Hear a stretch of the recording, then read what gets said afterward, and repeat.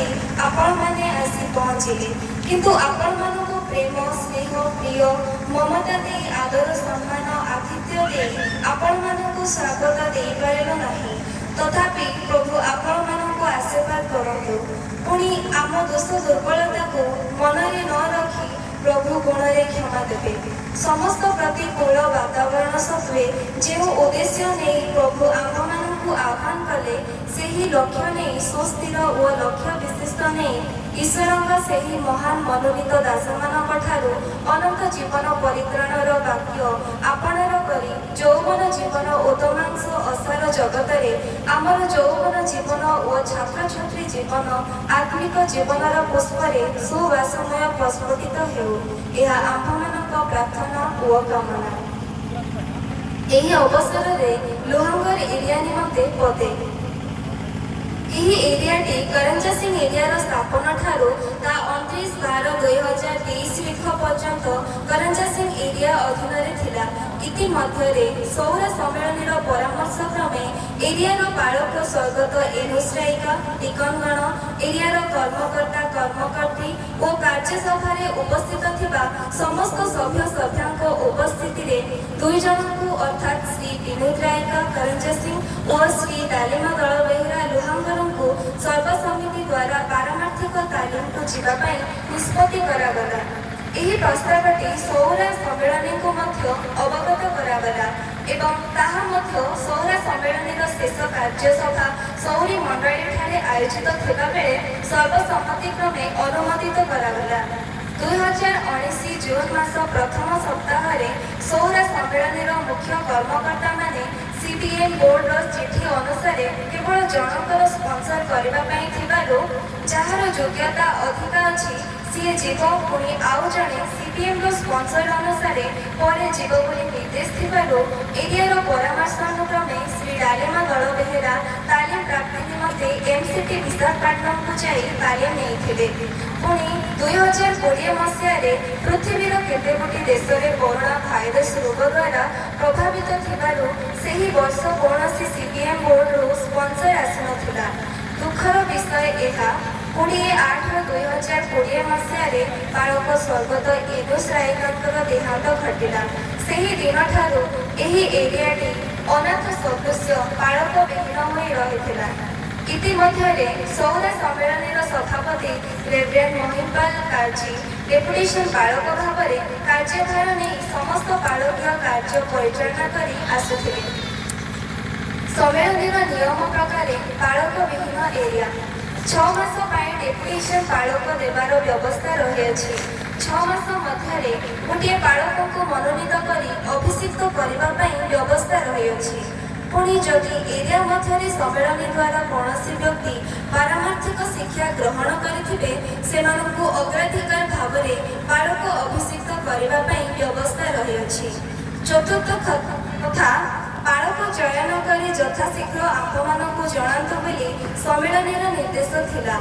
ଏହିସବୁ କାରଣରୁ ଏରିଆର ଡିକନଗଣ ଏରିଆର କର୍ମକର୍ତ୍ତା ଓ ଚାଳକମାନଙ୍କ ଦ୍ୱାରା ଶ୍ରୀ ଡାଲିମା ଦଳ ବେହେରା ପାରମାର୍ଥିକ ଶିକ୍ଷାରେ ଅଧ୍ୟୟନରତ ଥିବାରୁ ତାହାଙ୍କୁ ସର୍ବସମ୍ମତିକ୍ରମେ ଏରିଆର ବାଳକ ହେବା ନିମନ୍ତେ ନିଷ୍ପତ୍ତି କରି ଚିଠି ମାଧ୍ୟମରେ ସୌର ସମ୍ମିଳନୀର ମୁଖ୍ୟ କାର୍ଯ୍ୟାଳୟକୁ ଅବଗତ କରାଯାଇଥିଲା। ଏହି ଚିଠି ଦ୍ୱାରା ସୌର ସମ୍ମିଳନୀର କାର୍ଯ୍ୟସଭା ତାରକ ସିଂ ଏରିଆ ରଜପୁର ମଣ୍ଡଳୀଠାରେ ଅନୁଷ୍ଠିତ ହେବା ସମୟରେ ଏହି ଚିଠି ନେଇ ସମ୍ମିଳନୀର କର୍ମକର୍ତ୍ତା ଏବଂ ବାଳକମାନଙ୍କ ଦ୍ୱାରା ଆଲୋଚନା କରାଗଲା। ଏଥିରେ ଏହିପରି ନିଷ୍ପତ୍ତି ନିଆଯାଇଥିଲା, ଯଥା ତାରିଖ 5 ଅଗଷ୍ଟ ମାସ 2021 ସିଂହଗଡ଼ କରଞ୍ଜା ସିଂ ଏରିଆର କାର୍ଯ୍ୟାଳୟଠାରେ ଅଭିଷିକ୍ତ କାର୍ଯ୍ୟ ସମ୍ପାଦିତ ହେବା ପାଇଁ ସ୍ଥିର କରାଯାଇଥିଲା।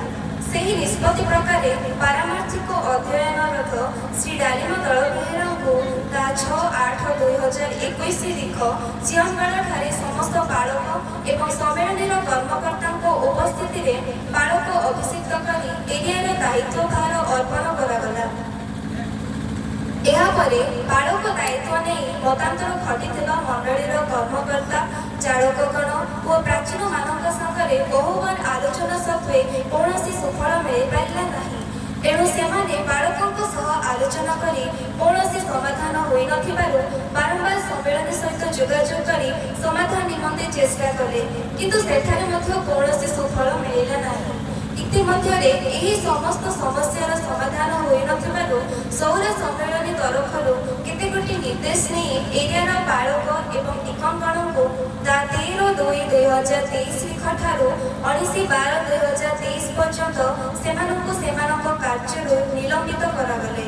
ସୌର ସମ୍ମିଳନୀର 2023 ଶେଷ କାର୍ଯ୍ୟ ସଭାରେ ଆଲୋଚନା ଅନୁସାରେ 19/12/2023 କରଞ୍ଜା ସିଂ ମାତୃମଣ୍ଡଳୀ ଠାରେ ଏକ ଜରୁରୀ ବୈଠକ ସମ୍ମିଳନୀର ତତ୍ତ୍ୱାବଧାନରେ ଅନୁଷ୍ଠିତ କରାଗଲା।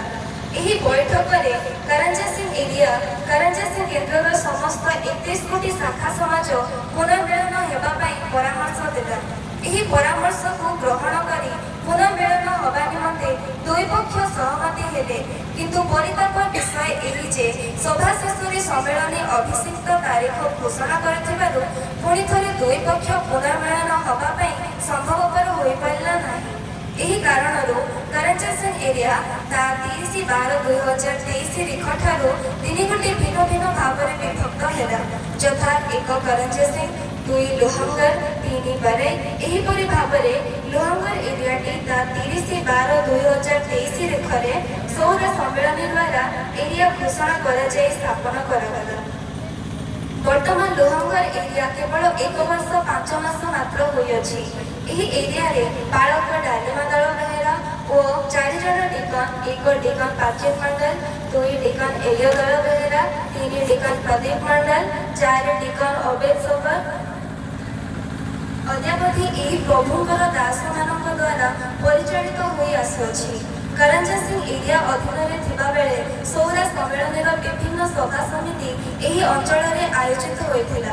ସୌଭାଗ୍ୟର ବିଷୟ ଏହା ଅଟେ ଯେ ନୂତନ ଏରିଆ ସ୍ଥାପନ ପରେ 1 ବର୍ଷ 5 ମାସ ମଧ୍ୟରେ ଛାତ୍ରଛାତ୍ରୀ ବାର୍ଷିକ ଅଧିବେଶନ ପ୍ରଥମ ଥର ପାଇଁ ପାଇଥିବାରୁ ଆମେ ଆନନ୍ଦ ବା ଗର୍ବ ଅନୁଭବ କରୁଛୁ।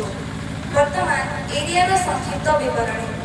ଶାଖା ସମାଜ ସଂଖ୍ୟା 27 କୋଟି, ସୁସମାଜିଆ ସମାଜ ସଂଖ୍ୟା 1 କୋଟି, ଘର ସଂଖ୍ୟା 1166, ଜନସଂଖ୍ୟା 6631, ବାପ୍ତିସ୍ମ ସଂଖ୍ୟା 3271, ଅଣବାପ୍ତିସ୍ମ ସଂଖ୍ୟା 3360, ଛାତ୍ରଛାତ୍ରୀ ସଂଖ୍ୟା 1799, ସରକାରୀ ବେସରକାରୀ କର୍ମଚାରୀଙ୍କ ସଂଖ୍ୟା 160, ଅବସର ସରକାରୀ କର୍ମଚାରୀଙ୍କ ସଂଖ୍ୟା 4 କୋଟି, ବିଧବା ବା ବିପତ୍ନୀମାନଙ୍କ ସଂଖ୍ୟା 204, ଅନାଥମାନଙ୍କ ସଂଖ୍ୟା 23, ବାଳକ 1 କୋଟି, ନିକନ ସଂଖ୍ୟା 4 କୋଟି, ଏରିଆ କର୍ମକର୍ତ୍ତାମାନଙ୍କ ସଂଖ୍ୟା 14 କୋଟି, ଚାଳକମାନଙ୍କ ସଂଖ୍ୟା 28, ବିଶ୍ୱବାଣୀ ପ୍ରଚାରକମାନଙ୍କ ସଂଖ୍ୟା 5 କୋଟି।